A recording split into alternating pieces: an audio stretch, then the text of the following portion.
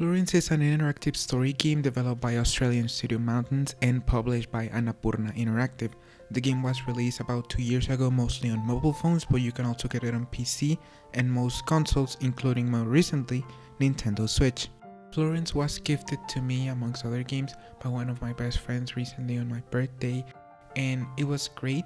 Thank you. It was great because I've always wanted to play Florence. It's a game that sat on my wish list for a very long time, so I'm glad I finally got the chance to play it.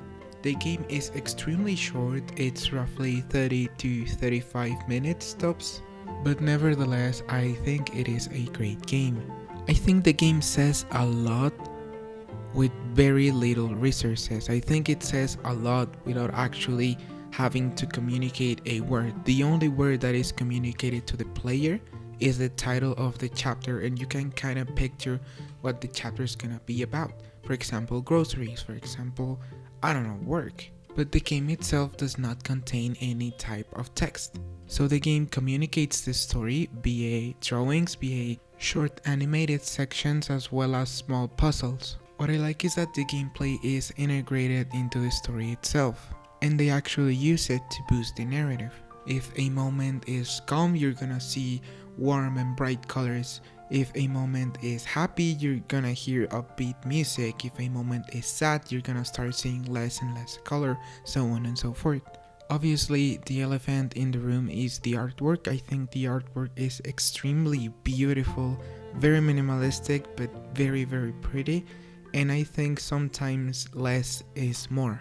And one of their strong assets is the way they use and integrate color. Color plays a role in the narrative. Sometimes they use bluish outlines or black outlines, or they use specific colors. They omit colors in some sections as well. The game itself is about a person named Florence and how they progress through life.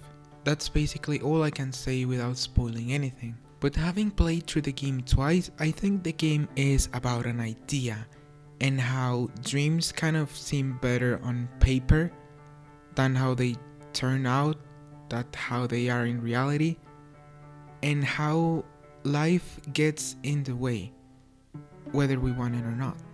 And it is about how we handle life situations. How do we handle relationships, buying groceries, going to work, cleaning, or even cooking? Extremely small things, but I think they're meaningful. I also think the game is about moving on, it's about progress in life, but specifically moving on. I think the game explores the concept of human behavior and what drives a person to do the things that they do. It's not very deep, it's simple, but it works. And one last thing is that the game tackles the mundane situations, and I like seeing them in games and in movies because not everyone gets them right, and I think Florence does. One thing that the game left me on a personal level is the importance of moving on, of being able to let go, because in life you're constantly progressing. And also the importance of taking care of yourself, the importance of focusing on yourself, because taking care of your persona is the greatest project you'll ever work on. And coming from someone who writes a lot and who draws and who makes these dumb YouTube videos that no one watches and who makes music, I think it's very, very important, or it's something that I forget, that I myself as a person, I am another project, and there's nothing wrong with spending time working on yourself. And the game made me ask the question, when is ever enough? When can you truly and really say, I made it? And what does it mean to actually make it?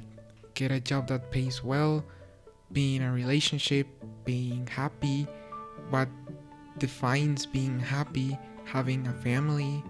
I don't know, it just makes me ask a lot of questions. And because the game is about having dreams in a way, it made me think about my dreams, like moving out of my country early next year, having a well-paying job that I enjoy, or I don't know, owning a house, my dream car, whatever. And most recently, I guess a very strange desire for love, something that had been missing for a few years for me, but managed to find a way in my head and live rent free up there. And I personally make a connection between Florence and the movie Lady Bird, one of my favorite movies.